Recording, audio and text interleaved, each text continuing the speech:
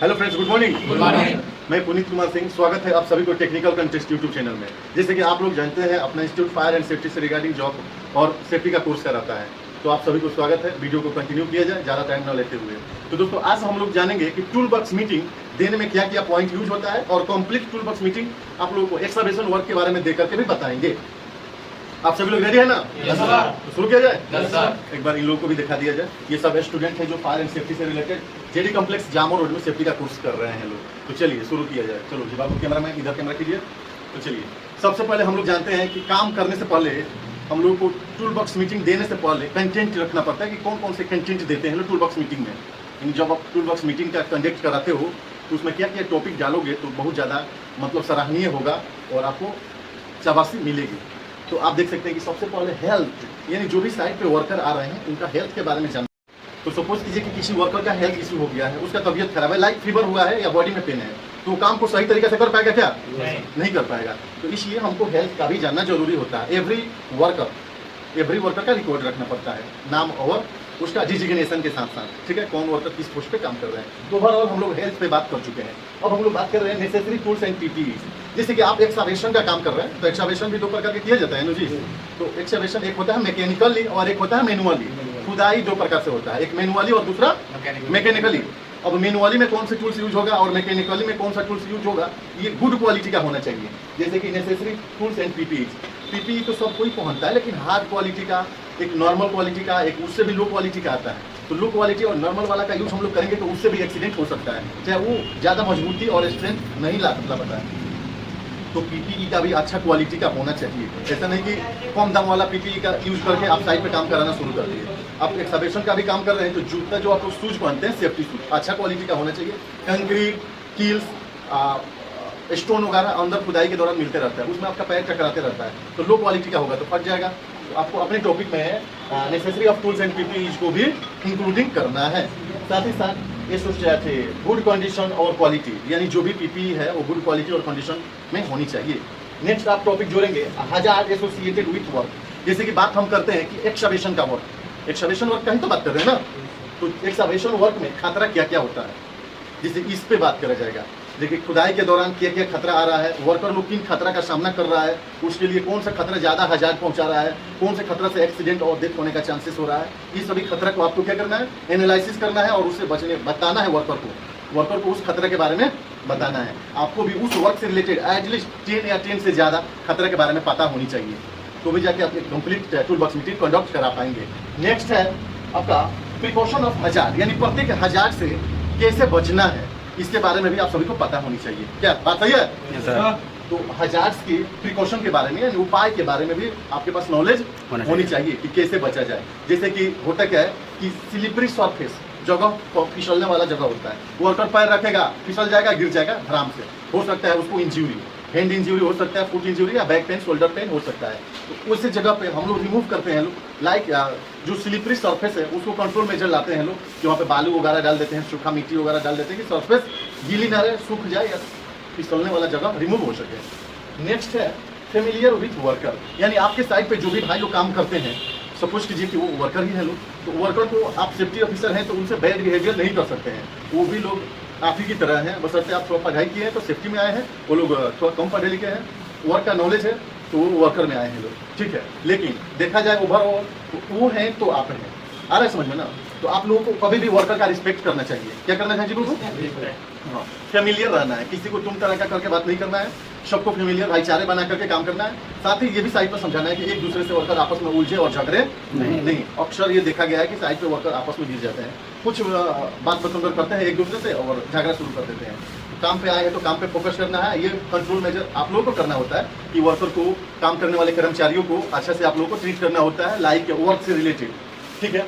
उसके बाद है finding unsafe act and unsafe condition, यानी साइट पे जो भी वर्कर काम कर रहे हैं वो अनसेफ एक्ट में न काम करें, अनसेफ कंडीशन में न काम करें। सबसे बड़ा खतरा ये होता है। ऐसे कि आप साइट पे हजार्ड और प्रिकॉशन तो बता दिए, लेकिन वर्कर खुद अनसेफ पोजीशन पे काम करता है तो वहाँ से गिरने का, फिसलने का चांसेस बना रहता है। अब सपोज कीजिए कि ओवर लाइन गया है, एक्सकवेशन किया जा रहा है, एक्सकवेशन के ग्राउंड के एबव कोई लाइन गया है बिजली का, और खुदाई करते वक्त आपके टूल्स से या आपके जो सरिया डाला जाता है ना, आयरन का सरिया जो होता है वो सट गया उसमें, तो हो सकता है 1000, डेथ भी हो सकता है जनरली। तो आप लोगों को वर्कर को बताना है कि आप लोग अनसेफ एक्ट और अनसेफ कंडीशन में काम को न करें। जैसे कि अनसेफ कंडीशन यानी असुरक्षित जगह पे, अनसेफ एक्ट यानी सेफ्टी का फॉलो न करके काम करना। इस तरीके से वर्कर लोग ज़्यादातर काम करता है, देखता है कि इग्नोर कर देता है, सेफ्टी ऑफिसर साइड से थोड़ा दूर चला जाता है, किसी दूसरे काम में इन्वॉल्व हो जाता है, जैसे कि पेपर वर्क करना होता है। तो इस तरह से वर्कर लोग भी अपना मनमानी करने लगता है, जिसकी वजह से सेफ्टी को मजबूरन उनके ऊपर फाइन लगाना पड़ता है, पेनल्टी लगाना पड़ता है, जुर्माना लगाना पड़ता है, तब जाकर वर्कर लोग या कर्मचारी लोग काम को सही तरीके से कर पाते हैं। तो ओवरऑल ये देखा जाए तो 7 पॉइंट है, 6-7 पॉइंट है। इन सभी पॉइंटों को आपको अपने टूल बॉक्स मीटिंग में कंटिन्यू करना है। तो चलिए एक कंप्लीट टूल बॉक्स मीटिंग इसी वीडियो में हम कंटिन्यू करते हैं। ठीक है, आप सब लोग रेडी है ना? तो थोड़ा इन लोगों को भी दिखाइए, आप मेरे को कहना ना पड़े। ठीक है, ये सभी सेफ्टी ऑफिसर का प्रिपरेशन कर रहे हैं national institute of technical training जामो रोड बढ़िया में। अपना ब्रांच अपना इंस्टीट्यूट का ब्रांच है सेंट्रल बैंक के नीचे जेडी कॉम्प्लेक्स जामो रोड बढ़िया। तो चलिए हम लोग एक कंप्लीट टूल बॉक्स मीटिंग करते हैं। वीडियो कंटिन्यू है ना? तो चलिए हेलो फ्रेंड्स, गुड मॉर्निंग। आप सभी लोग कैसे हैं? एंड मैं भी स्वस्थ हूँ। मैं सेफ्टी ऑफिसर पुनीत कुमार सिंह सिवान। तो दोस्तों आज का जो हम लोगों का वर्क है वो है एक्सकवेशन वर्क। कौन सा work? Excavation work. Excavation work में एक्सकवेशन वर्क में सबसे पहले हम लोगों को सुनिश्चित करना होता है कि एक्सकवेशन वर्क परमिट मिला है कि नहीं। विदाउट परमिट के हम लोग कोई भी एक्सकवेशन का काम नहीं करेंगे। तो excavation work permit should be taken before the job शुरू करने से पहले लेना है। परमिट इशू करने क्लाइंट के द्वारा इशू किया जाता है और रिसीव सेफ्टी के द्वारा या सुपरवाइजर के द्वारा रिसीव किया जाता है। सेफ्टी उसको रिव्यू करता है। देन परमिट के माध्यम से वर्क प्लेस को बहुत बढ़िया से समझा जा सकता है। वर्क के बारे में समझा जा सकता है कि वर्क में किस तरीके के हजार्ड से और किस तरीके का सेफ्टी कंट्रोल मेजर अपनाया जाएगा। ठीक है, तो एक्सकवेशन वर्क काम करने से पहले जितना भी वर्कर हैं लोग सभी को ट्रेंड और एक्सपीरियंस तो होनी चाहिए। अनएक्सपीरियंस पर्सन अंडर 18 साल से कम वाले वर्कर को काम में नहीं इन्वॉल्व करना है। ठीक है, तो जो भी ट्रेंड वर्कर है सभी लोग वही लोग काम करेंगे। सभी लोग अपना सुरक्षा खुद को करेंगे, सेफ्टी के निर्देशन में भी करेंगे। ठीक है, जो भी टूल्स ले रहे हैं साइड पे काम करने के लिए वो आपको अपने हिसाब से भी चेक करना है कि क्वालिटी और कंडीशन। अरे समझ में कभी कभी होता क्या है कि गुड क्वालिटी और कंडीशन का मटेरियल और टूल्स यूज नहीं करते हैं, जिसके वजह से भी एक्सीडेंट हो जाता है। तो आपको अच्छा क्वालिटी का टूल्स और मटेरियल्स का यूज करना है। ठीक है, साथ ही साथ एक्सकवेशन में क्या क्या खतरा होता है इसके बारे में हम लोग जानते हैं। तो स्लिपरी सरफेस, जब हम साइड पे काम करते हैं तो फिसल जाते हैं, वो खतरा होता है। Collapse of side wall, excavation करके जो हम लोग खुदाई करते हैं तो साइड वॉल कोलैप्स कर जाता है, जिसके कारण वर्कर लोग दब जाते हैं। एक्सकवेशन के चारों तरफ हम लोग बैरिकेडिंग नहीं करते हैं, तो बैरिकेडिंग नहीं करते हैं तो अननेसेसरी कोई व्हीकल आए तो उसको नहीं दिखाई देता है कि भाई एक्सकवेशन। आप लोग को शाइन बोर्ड लगाना पड़ता है, बैरिकेडिंग लगाना पड़ता है। जिधर गाड़ी का आवागमन न हो यानी out of the road side हो, रोड साइड से अलग हट के कोई काम हो तो उधर तो सॉफ्ट बैरिकेड से काम चल जाएगा। जिधर अब व्हीकल आना जाना हो उधर हार्ड बैरिकेडिंग करते हैं। साथ ही साथ एगो बाईपास रोड का भी निर्माण कर देते हैं। इस प्रकार अगर हम लोग करते हैं तो एक्सकवेशन में जो भी बैरिकेडिंग से रिलेटेड खतरा होता है वो नहीं हो पाता है, उससे आप बच सकते हैं। मिट्टी को खुदाई करते हैं तो हम लोग ज़्यादातर यू शेप में खुदाई करते हैं। किस शेप में जी?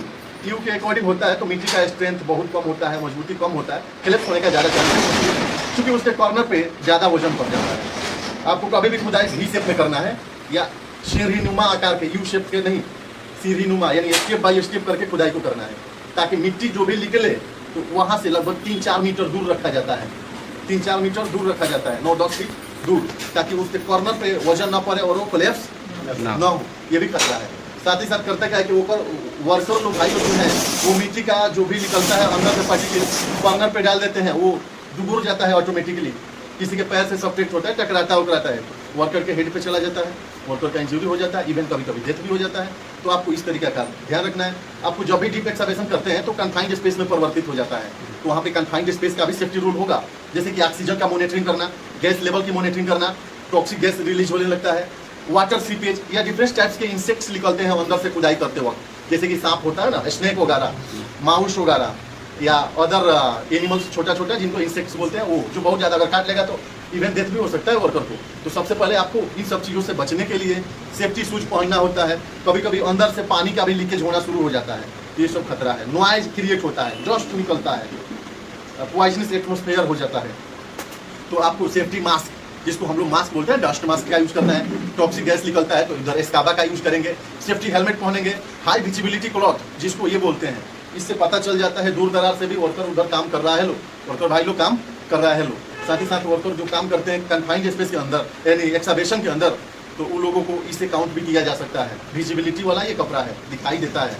ठीक है, साथ ही साथ आपको हेलमेट पहनना है, ग्लव्स पहनना है हाथ में, हैंड ग्लव्स यूज करना है, ताकि कोई भी मटेरियल्स को अगर हाथ से भी टच करते हैं तो टॉक्सिक मटेरियल अगर आ जाएगा तो हाथ में चुनचुनाहट होने लगता है, खुजली होने लगता है। तो इन सब चीज़ों से हम लोग बच सकते हैं। लाउड नॉइज आता है तो ईयर प्लग का यूज करते हैं ताकि अननेसेसरी आवाज़ आपको ना आए। मशीन से खुदाई होता है जिसे एक्सकावेटर मशीन बोलते हैं, जेसीबी के नाम से जानते हैं लोग, तो उसके मशीन का भी इंस्पेक्शन किया जाता है, यानी उसका रिवर्स हॉर्न है कि नहीं, जो ड्राइवर एक्सकवेशन कर रहा है उसका लाइसेंस देखा जाता है, हेवी लाइसेंस है कि नहीं, ठीक है। जिधर काम कर रहे हैं उधर आसपास में कोई बिजली वगैरह का तो वायर वगैरह नहीं गया है, नीचे केबल्स, टेलीकॉम केबल्स या कोई इलेक्ट्रिकल सोर्स तो नहीं गया है, इन सबको मॉनिटरिंग करके ही काम को करना पड़ता है। आई होप आप सभी लोगों को टूल बॉक्स मीटिंग के बारे में कुछ अनुभव हुआ होगा। हुआ है जी? Yes sir. तो चलिए, safety, safety, thank you, that's all.